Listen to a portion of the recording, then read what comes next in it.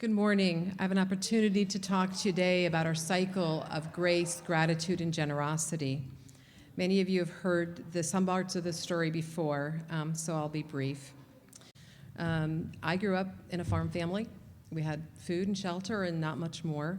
We were strong Methodists, and we tithed and trusted that God would provide for us, and He always did. So I came away with that sense of security in God's provision for us. Almost 20 years ago, I was divorced. I became a single parent. There was never a whole lot of money in my life.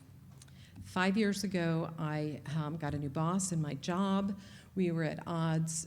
He wanted me to change my leadership style and the practice I managed. I was burning myself trying to meet his demands and still be true to myself. Through a lot of prayer, I came to the conclusion I needed to leave that job. I didn't have my next job. People thought I was absolutely crazy. But I had a strong sense that this was what God wanted me to do, and I moved forward in it. 2 conversations really helped me through that. One was a very wise friend who suggested that maybe what was happening in my job would qualify me for a separation package. And I talked to my HR people. They were very happy to provide me with a few months of income to get through that time. And another wise friend who I went to who had jobs, and he said, I could give you a job, but what do you really want to do with your life?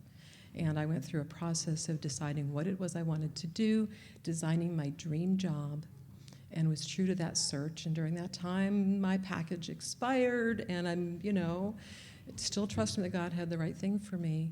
And 6 months later, I was offered my dream job. 4 years later, I'm still doing it. It isn't easy every day. It's not the smaller, easier job that I thought would wind down my career. It's become bigger and bigger. I work in a community health center, so we provide health care to people who have no insurance or on Medicaid or underinsured, so it really meets my sense of mission. But the story here is that throughout my life, I could tell you story after story of times when I was at my end of my resources, and God just provided not a lot, but what I needed. So when we pray the Lord's Prayer, and we say, give us this day our daily bread, that's very meaningful to me because God gives me what I need every day, financially, through friendships, relationships, and His Word. So I live in gratitude for the grace that God has shown me. Thank you, Sheila.